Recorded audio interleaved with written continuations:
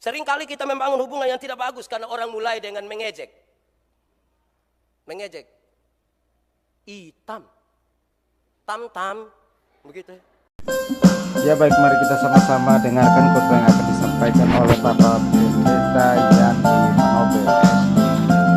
Kalau tiap hari kita yang bicara soal hak dan kewajiban, mana orang tua, mana anak punya hak dan kewajiban, masalah. Maka hari ini harusnya dalam membangun hubungan yang lebih manusiawi antara orang tua dan anak, jangan lagi bicara mana hak, mana kewajiban. Tapi marilah kita sama-sama melihat tanggung jawab. Ada tanggung jawab anak, ada tanggung jawab orang tua. Lakukanlah.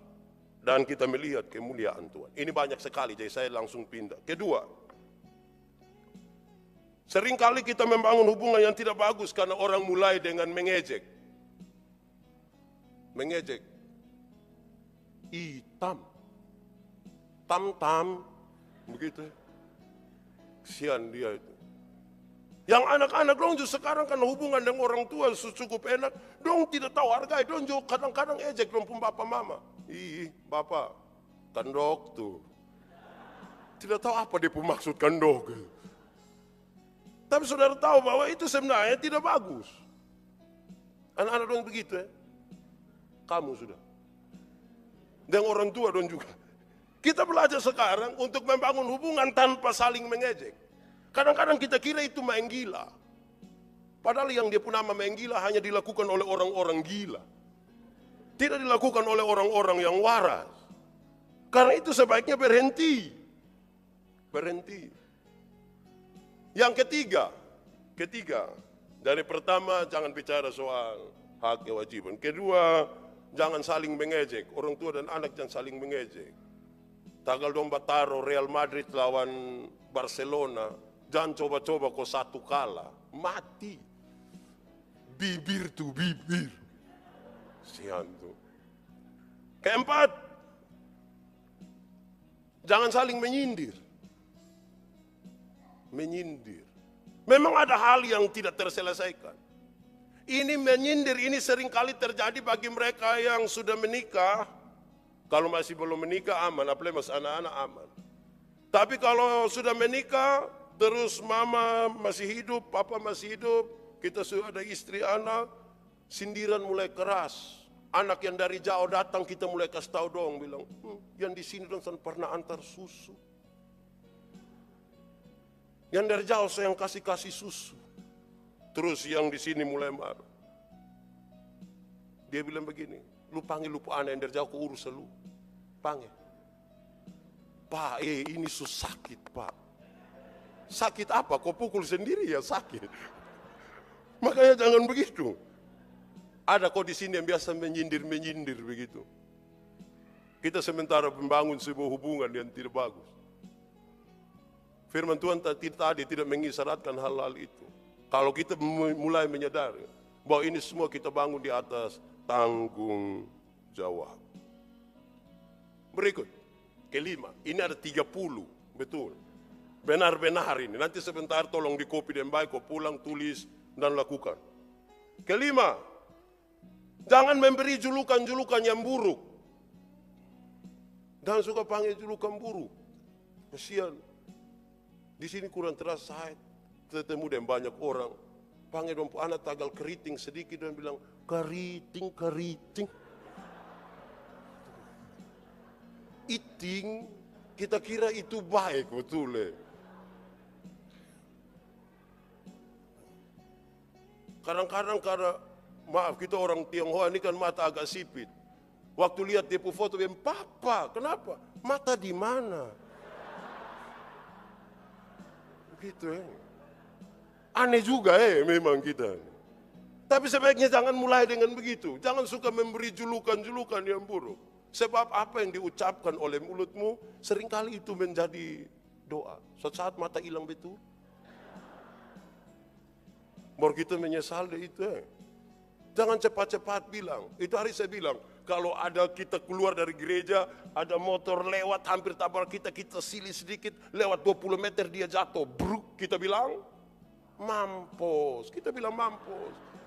Pas lari pilihan ternyata kita pun bapak yang jatuh. Ya, jangan cepat-cepat mengucapkan sesuatu, apalagi menjuluki sesuatu yang baik. Kita sementara membangun hubungan yang buruk. Anak-anak kita butuh dibangun dalam hubungan yang lebih baik.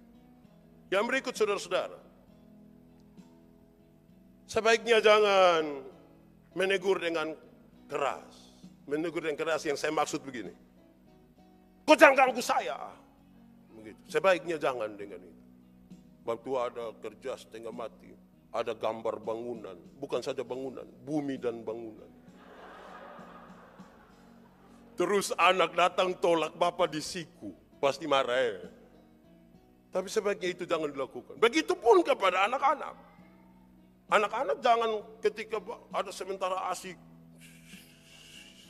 terus bapak bilang, Nando, makan. Kau jangan ganggu saya dulu. Wah, itu anak memang kurang ajar itu. Siapapun anak yang mulai begitu tuh. Saya tidak suruh yang pulang jangan kasih makan Tapi atur dia baik-baik. Jangan, tidak boleh mas parak. Lebih baik ini pakai kata mas parak. Siapa dia yang sini yang tukang mas parak? Mas parak ialah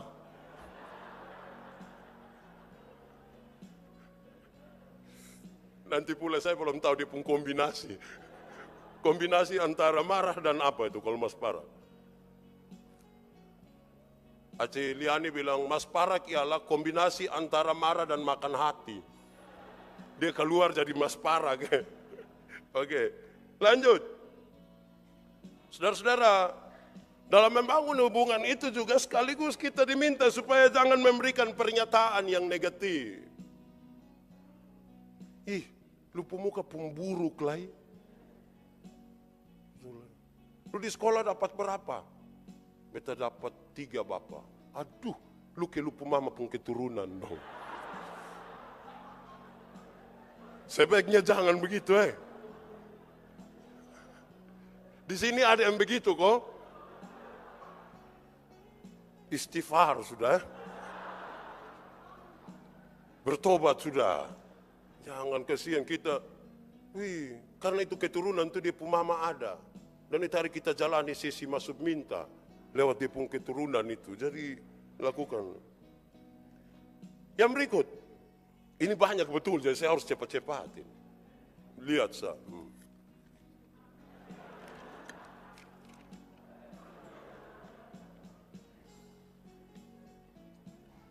Jangan memberikan pujian sembarang. Dalam membangun hubungan yang baik ini sebaiknya jangan dibangun supaya pujian itu tidak murah.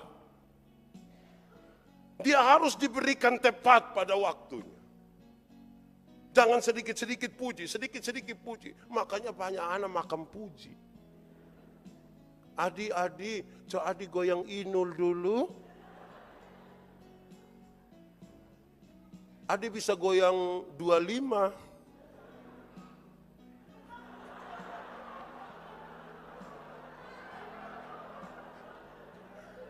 Kadang-kadang kita kira itu prestasi Itu kejahatan. Atur yang baik bagi anak-anak. Bisa goyang dumang, itu bahasa kita tidak mengerti. Tapi itu biasa tunggu supaya orang ada dulu baru dia mulai kasih tahu. Adi, Om Pendeta lihat Om Pendeta.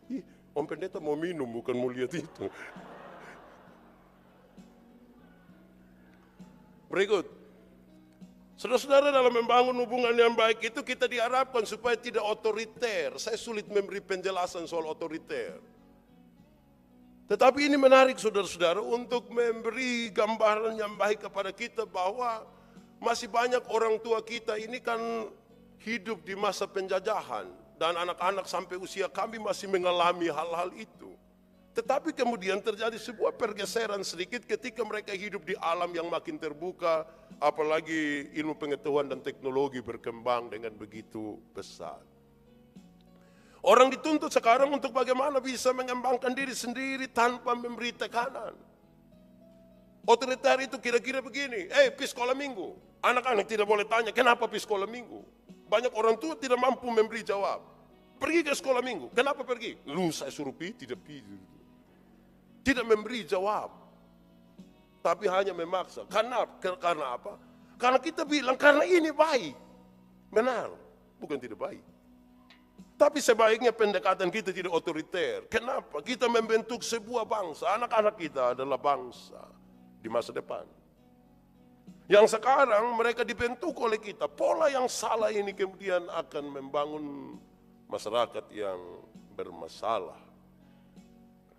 Tapi sekaligus saya ingin ajak kita untuk melihat bahwa dalam hubungan ini kita diminta supaya baik anak-anak, baik orang tua, berbicaralah pada waktu yang tepat. Sambil minum teh begitu, pakai teh botol sosro, atau teh tubruk, atau teh apa begitu. Bicaralah. Benar bahwa orang tua bertanggung jawab bayar uang sekolah, benar. Tapi waktu bapak dan mama masih urus bisnis, di situ jangan datang kau tarik-tarik bab tua pun telinga biar bayar, sudah bayar. Itu bab tua bangun lu mati.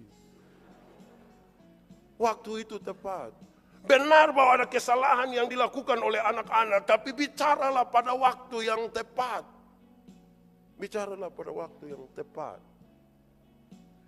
Waktu yang tidak tepat bisa membuat masalah tambah besar. Kadang-kadang maksud kita baik.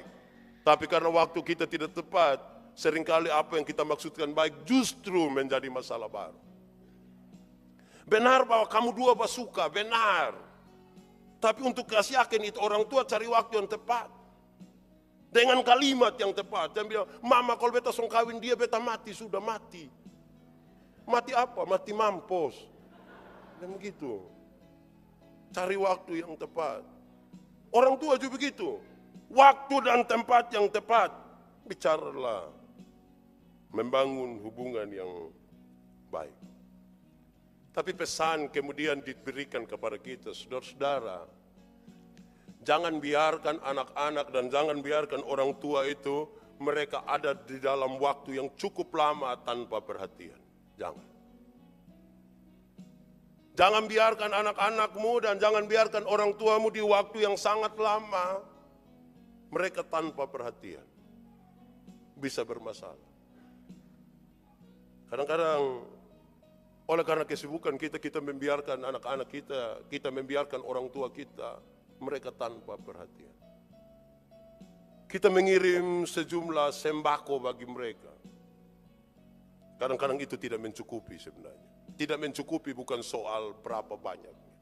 Tapi mereka butuh perhatian. Apalagi kalau makin tua itu kan makin kayak anak kecil. Mereka butuh diperhatikan.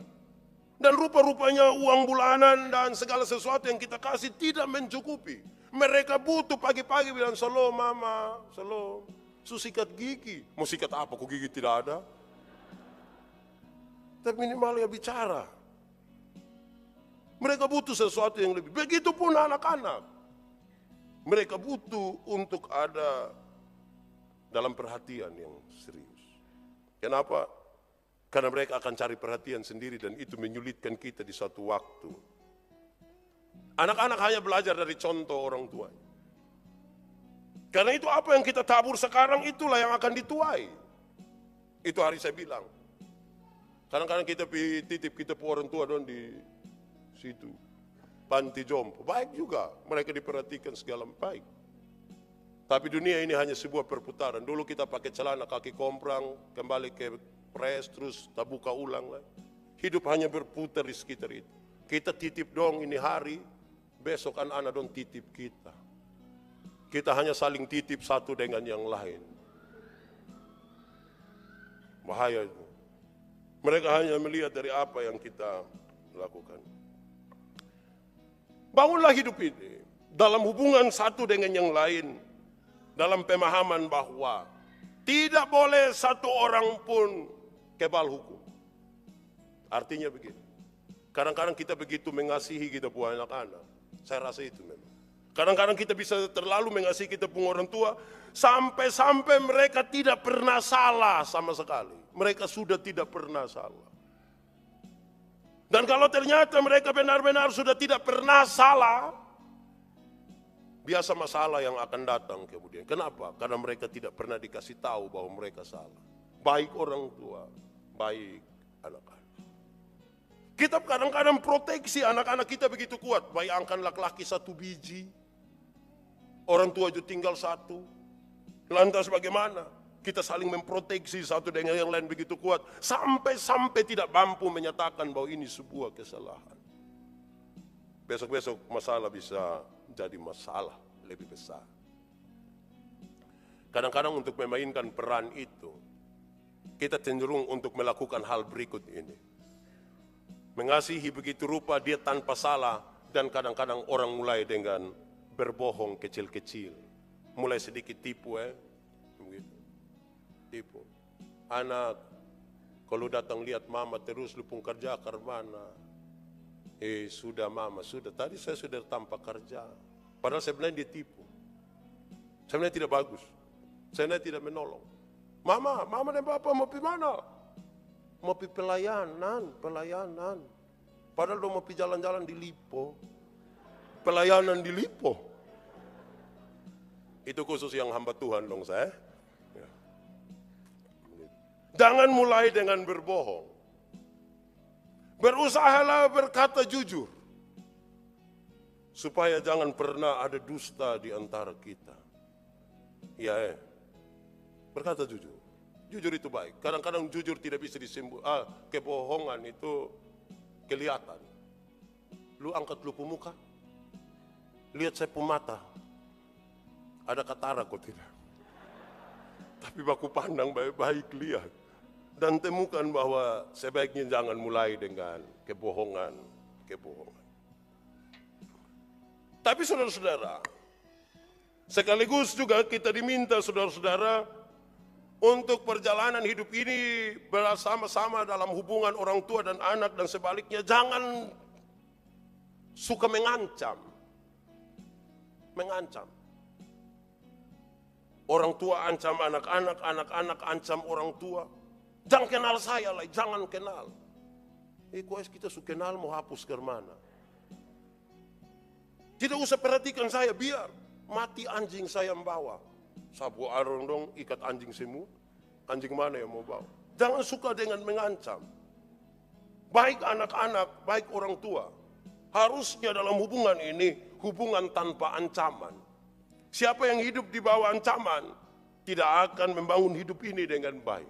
Penjajahan itu kan sebuah ancaman sesungguhnya.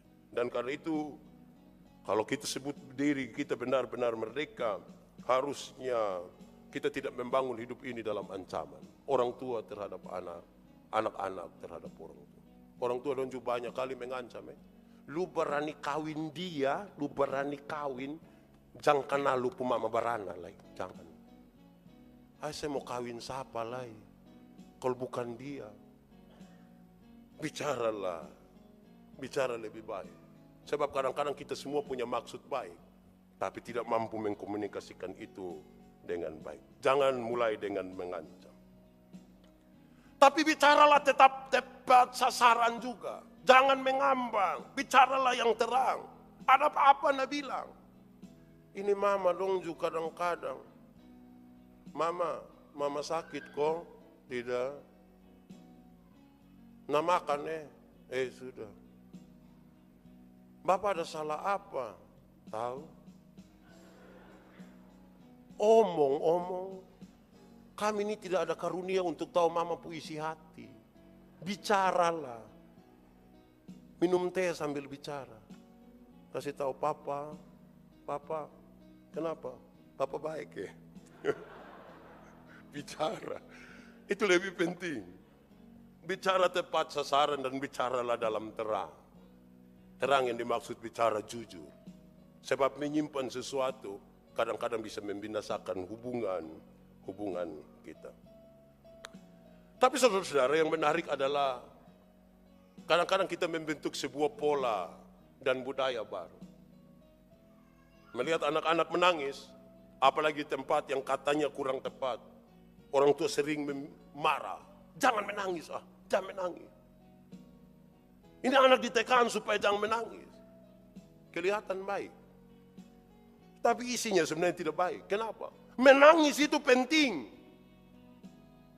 Menangis itu ekspresi Dari bagaimana orang meluapkan emosinya, biarkan dia menangis. Menekan dia untuk tidak menangis itu sebuah masalah baru. Biarkan dia menangis. Pak, kalau memang menangis itu baik Pak, pulang saya bikin ibu menangis dulu. Supaya ibu bisa keluar dia pun. Bukan maksud begitu. Tapi anak-anak biarkan mereka menangis. Kalau ada sesuatu yang bermasalah, biarkan orang tua menangis. Biarkan dulu 1-2 saat dia menangis. Jangan bilang sembiang, jangan menangis. Hanya orang bodoh saya yang menangis. Hanya orang tidak beriman saya yang menangis. Hei, Tuhan cipta kita juga dengan air mata. Orang kalau tidak pernah menangis itu cek ulang. Dia waras atau kurang waras. Menangislah, tidak apa-apa.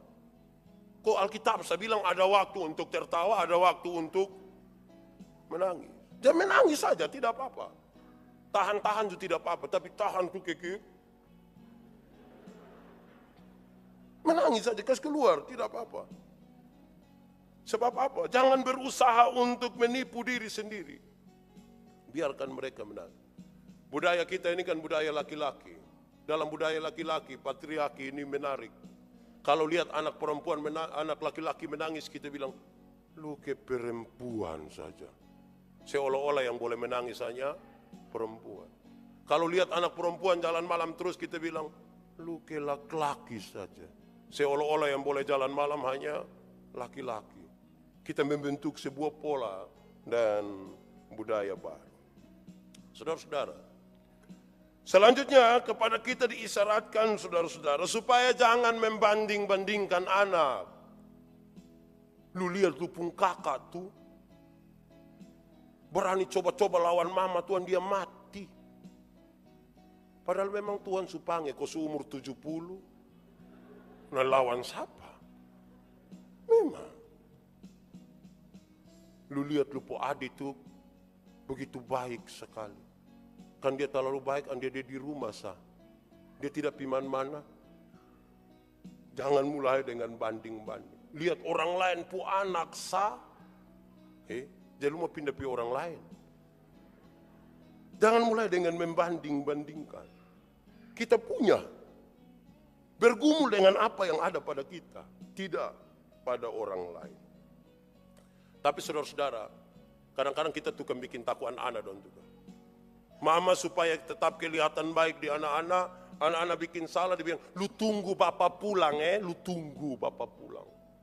Akhirnya bapak jadi setan buat anak-anak. Kasihan kami bapak-bapak muka su begini lagi, kas takuan anak lagi. Lu tunggu bapak pulang. Akhirnya bapak sebenarnya tidak tahu apa-apa, bapak dilibatkan dalam persoalan mama dengan anak. Saudara-saudara, harusnya itu tidak terjadi. Harusnya kita pakai kalimat yang lebih menolong kita. Kenapa? Memang anak-anak kadang-kadang sulit diatasi. Tapi orang tua juga butuh sedikit pengertian. Angkat nasi, mau kasih makan dia lari pi sini, lari. Sudah setengah jam kita keringatan, dia belum, terus kita bilang, ini anak dong. Dong bisa mengerti kita sedikit dulu. Kita pusing. Minta anak 1 tahun mengerti orang yang 63 tahun. Kita mengerti orang atau orang mengerti kita? Kita sama-sama saling mengerti lah. Anak, lu tahu mama capek kok tidak? Tidak tahu? Mama nih lari sampai capek, berat badan sebegini. Gitu tolong. Ya. Saudara-saudara, harusnya dalam membangun hidup yang baik antara anak dan orang tua, kita diminta untuk tidak terlalu mendesak. Betul bahwa hal-hal mendesak kita. Tapi jangan bergerak sedikit bilang, kok sejam ini, kok cepat sedikit. Pi gereja suka luar, pi orang su makan habis. Lama-lama dia sama, lu pi sendiri sudah.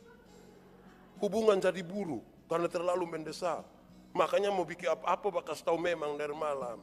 Ingat, kita akan gereja jam 9, jadi ingat 2:30 mandi sudah. Jadi sebentar tidak aku tunggu. Mama ingat, mama tuh yang biasa paling lama ya. Mama mandi habis tidak mau lap handuk, tidak mau lap badan, biar kering saja di sini. Suka kaluk juga. Kasih tahu. Kalau makan waktu lama atur. Supaya kita jangan babak lain. Kadang-kadang itu lama tuh yang jadi setan. Dia bakas tahu memang tapi jangan korek kau bilang itu. Jangan begitu Oke, kita lanjut.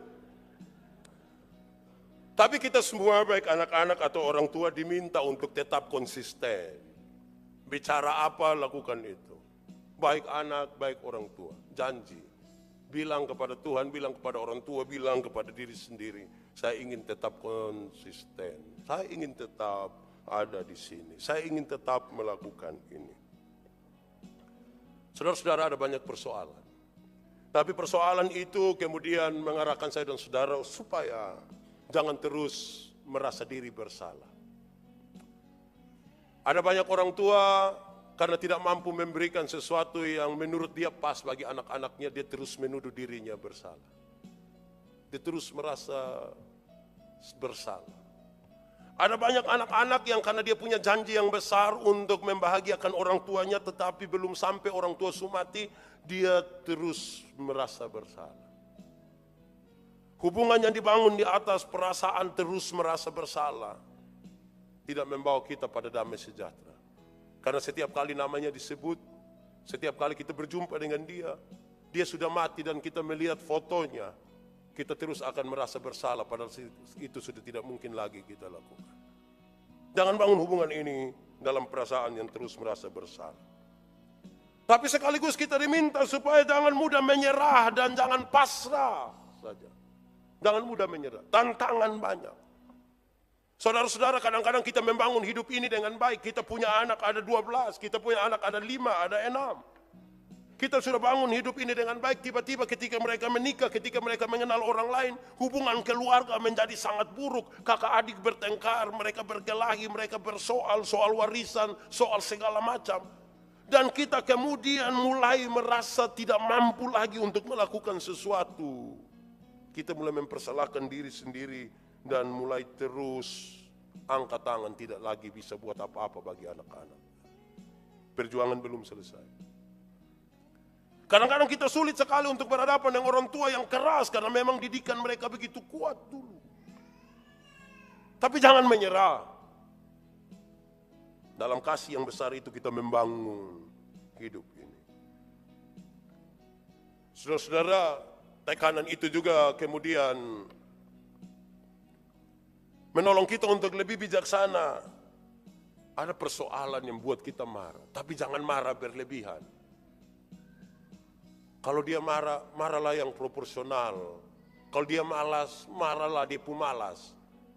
Jangan marah dia pun orang. Jangan sampai pas dia baru masuk, lupi mana kau betul suka lupu muka. Muka sasu begitu pamalas lah. Lebih ikat karung di sini, buang di laut. Besok polisi ambil yang pi buang. Karena itu jangan buang dia, jangan marah berlebihan. Marah itu mendatangkan sesuatu yang tidak enak. Saya ingat waktu kita ini ibadah padang di Nekamese, kita merenungkan kisah Kain dan Habel. Kata kalimat kunci waktu itu bilang, kenapa mukamu merah?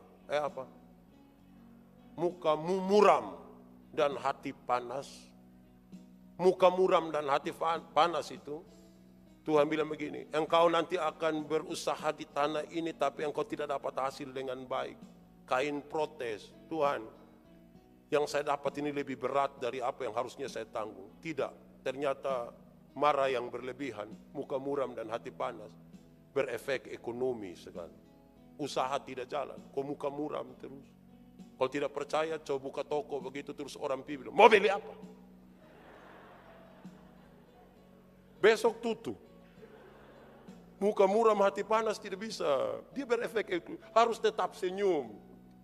Don tawar ini tidak beli, tawar ini tidak beli. Terima kasih. Terima kasih kan sudah tawar ya. Don tawar, saya besok baru datang beli dong maksud. Begitu. Oke. Saudara-saudara, dalam hubungan sebagai orang tua dan anak-anak, harusnya kita jaga, jangan sampai kita gengsi untuk sapa togor duluan. Harusnya orang tua berani juga merendahkan diri sedikit untuk menegur, menyapa anak-anak. Shalom. Anak-anak juga berani untuk menyapa orang tua, "Shalom, saya pergi sekolah dulu. Shalom, selamat siang." Tapi tolong jawab dia yang baik. Orang bilang shalom, dia bilang, "Shalom Bapak."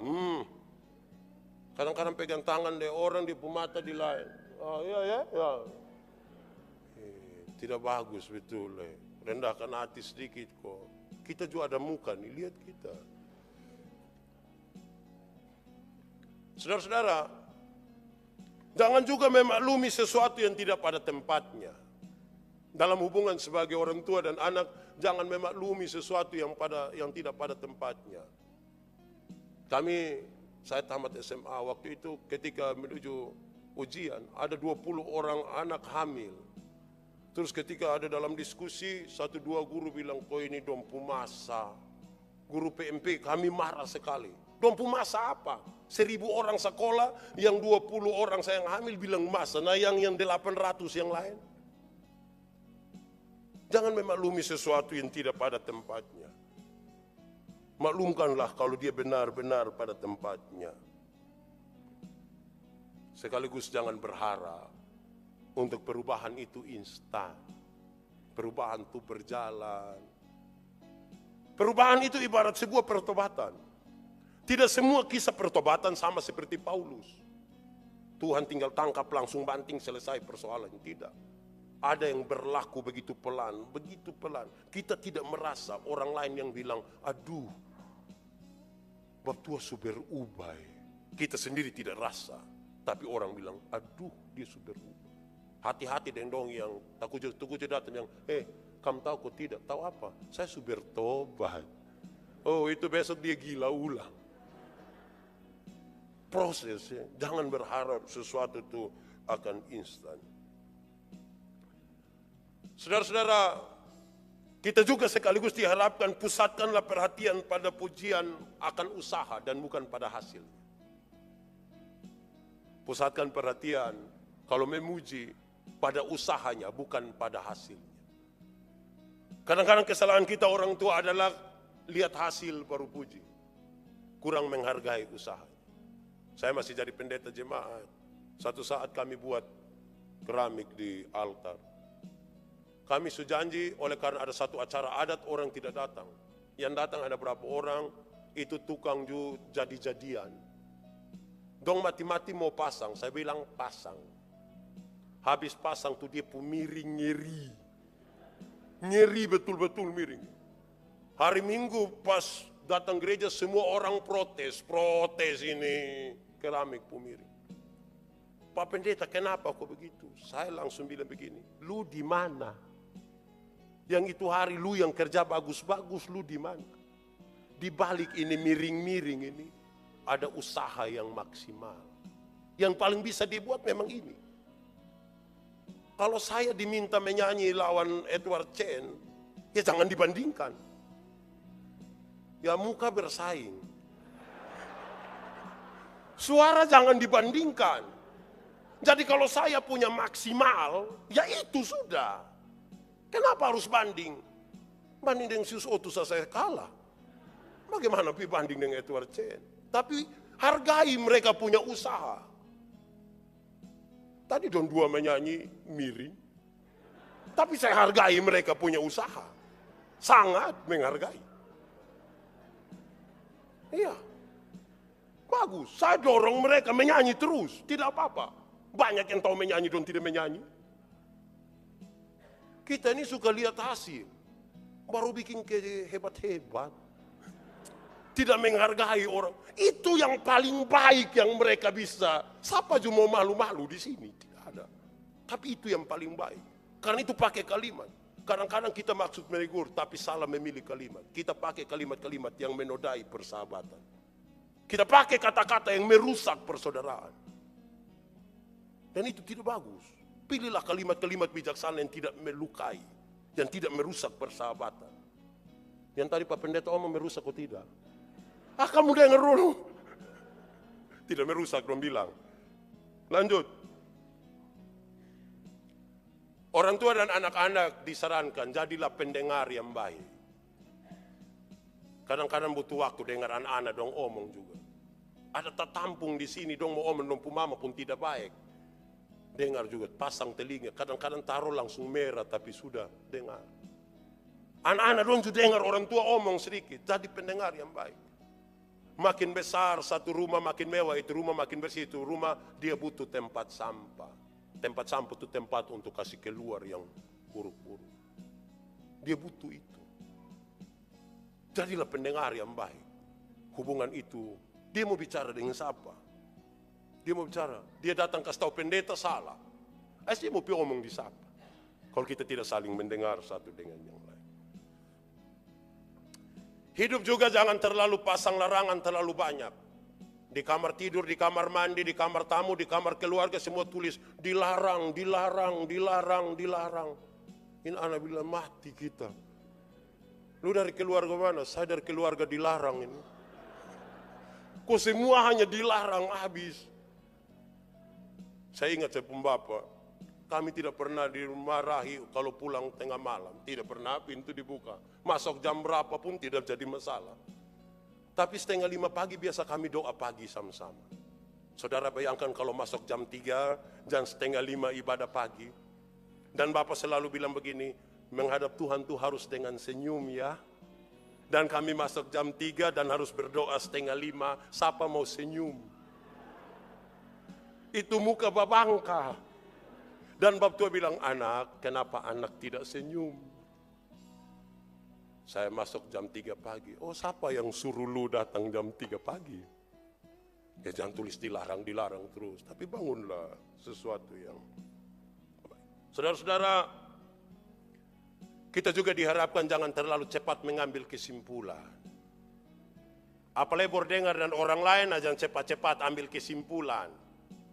Kita hubungan rusak ini karena banyak yang hanya jadi tukang mengambil kesimpulan. Sedikit-sedikit dia sudah ambil kesimpulan. Oh kok memang, coba lihat itu kesimpulannya. Ini orang pelajaran bahasa Indonesia harus ulang. Semua penjahat berbaju hitam. Pendeta memakai baju hitam. Kesimpulannya, kesian kalau begitu. Dia jangan cepat-cepat ambil kesimpulan.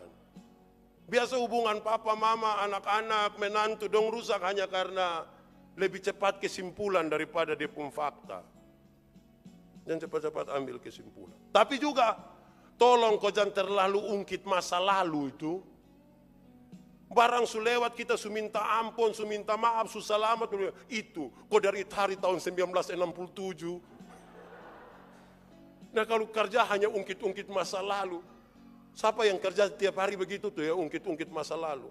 Ya kalau orang pernah salah ya betul sudah, tapi jangan bergerak bilang, kok diang, kok pernah sekali yang. Itu waktu Pak de Ibu dong belum ada. Itu pernah. Tolong bangun ini hidup dengan lebih baik. Dalam membangun hidup ini juga tolong supaya jangan merasa paling tahu dan paling benar. Baik orang tua, baik anak-anak, jangan dia merasa paling tahu. Bila perlu dia paling tidak tahu. Saya bilang kepada pendeta yang mau ditabiskan, saya bilang begini. Kalau Anda mau disambut baik oleh jemaatmu, jadilah orang yang tidak tahu. Anda ada tahu sekali tapi bikin tidak tahu lah. Bapak piara babi ini. Iya, ini babi dia beranak ke mana? 1 tahun 2 kali Pak. Oh, saya kira hanya 1 kali. Tidak, Pak son tahu nah. Biarkan dia omong. Biarkan dia bicara. Tapi kalau kita datang, menurut buku bagaimana mengembang biakan babi, babi langsung ini kurang bagus. Bicaralah yang tepat. Kalau orang suka piara babi, bicaralah tentang babi. Jangan sampai orang suka piara babi kita bilang, tadi malam waktu MotoGP, Rossi itu bukan lari begini, dia lari begini. Bapak tua akan heran lihat kita. Bicara. Berikut 5 dari yang terakhir. Jangan ajar anak untuk membalas yang jahat. Jangan ajar anak. Mama tadi dia pukul beta. Lu sana ada tangan. Mama tadi dia maki beta. Lu bisu. Siapa yang biasa begitu tuh? Jangan ajar anak untuk balas yang jahat, dia yang jahat. Terima sah. Ajar anak juga untuk merendahkan diri. Kita belajar merendahkan diri. Belajar untuk bisa kompak. Dan ajar untuk tidak menakut-nakuti anak-anak. Tidur. Tidur tadi malam Mbak Isa tuh. Kita ini kemana kowe? Kadang-kadang sampai bikin lagu, itu lagu salah. Nina Bobo, tidur adikku sayang. Kalau tidak Bobo digigit, siapa yang bilang? Justru kalau dia tidur nyamuk gigit. Dia lari-lari, nyamuk mana gigit dia coba? Kita ini juga kadang-kadang bikin takut anak dengan cara yang salah. Betul kok tidak? Anak tidur itu yang nyamuk gigit. Dia lari, nyamuk mana yang pi? Tidak dapat, tapi kita ini bermasalah. Baik saudara-saudara, di bagian paling terakhir ini saya mau ajak kita saudara-saudara, kita besar, paling tidak yang seusia saya, dan orang tua suka mengajarkan kepada kita lagu ini. Kalau tahu kita nyanyi sedikit tidak apa-apa. Bila ku ingat lelah ayah bunda. Tunggu kok kayak cari yang pas. Ikut saya masalah. Bila ku ingat lelah, tahu lagu itu Kita nyanyikan.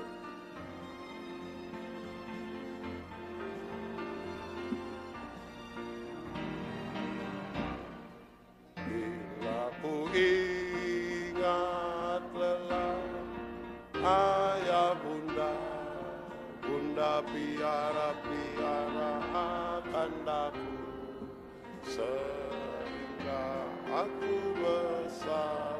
Waktuku kecil,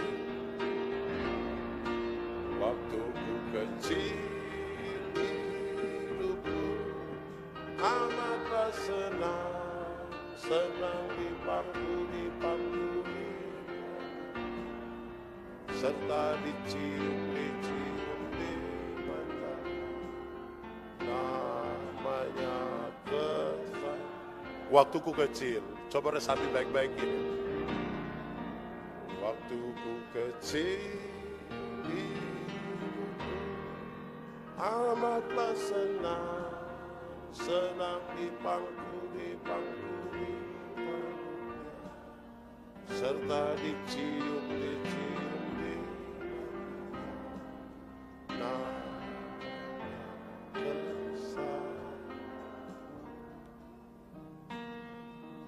Ambil waktu sedikit untuk renungkan saudara, bahwa itu mungkin hilang dari hidup kita. Mungkin sebagai anak-anak mereka merasa bahwa mereka jauh dari apa yang disebut dengan nama kesayangan. Mungkin sebagai orang tua kita sadar bahwa kita sudah terlalu sibuk.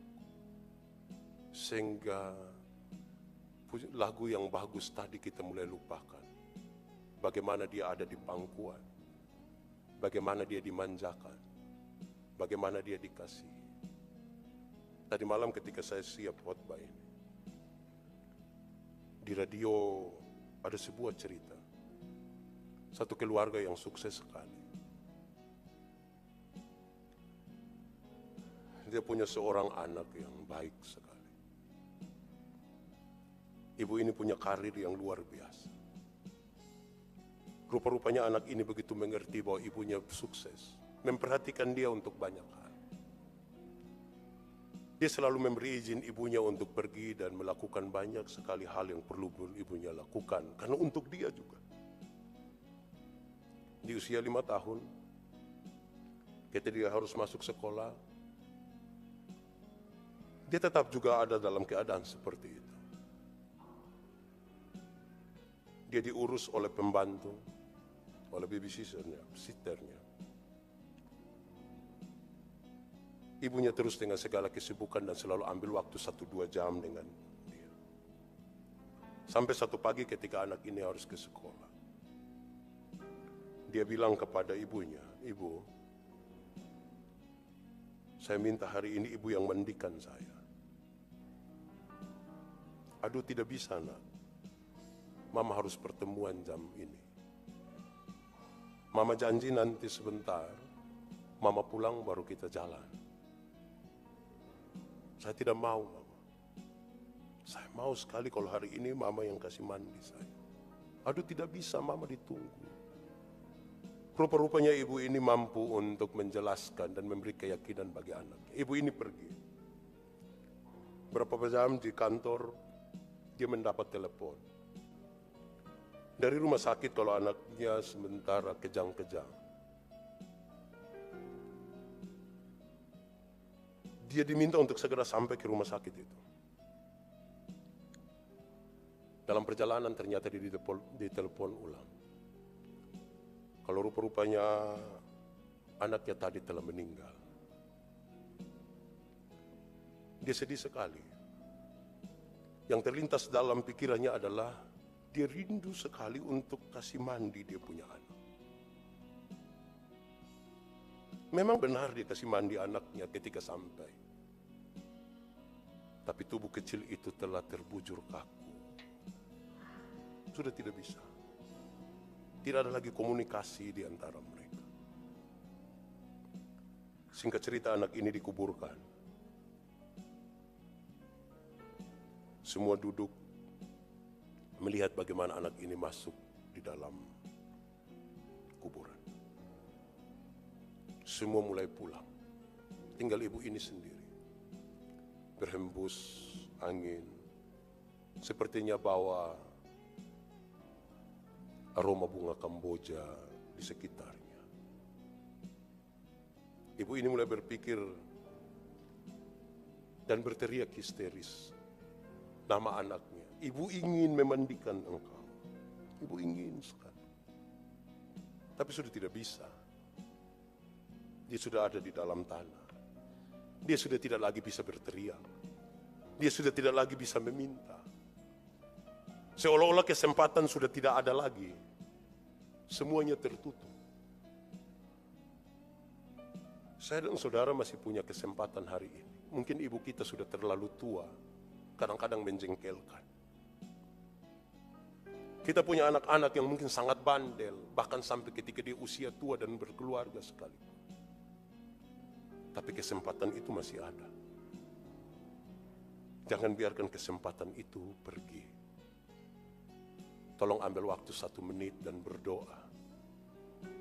Bilang kepada Tuhan, untuk siapapun, untuk orang tua atau untuk anak-anak yang sementara menyesakkan hatimu sekarang.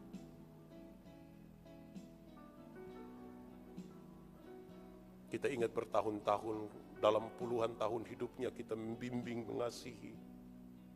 Kita ingat ketika kita kecil bagaimana kita ada di dalam pelukan dan dekapannya. Tapi seolah-olah itu hilang. Satu hal yang masih mungkin adalah masih ada waktu. Dan tidak ada yang mustahil demi nama Tuhan. Terima kasih sudah menonton.